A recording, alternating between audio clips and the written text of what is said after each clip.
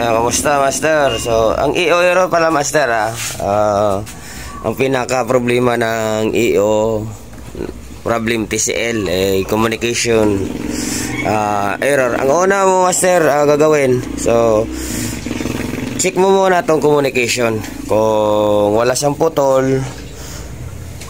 So, pag walang putol at okay ang communication sa base sa pag-checking mo, Master. So, tingnan mo ang board kung may ilaw. So, pag may ilaw yan, ibig sabihin kompleto supply niyan. So, pag kompleto supply niyan, i-check mo to yung itong signal.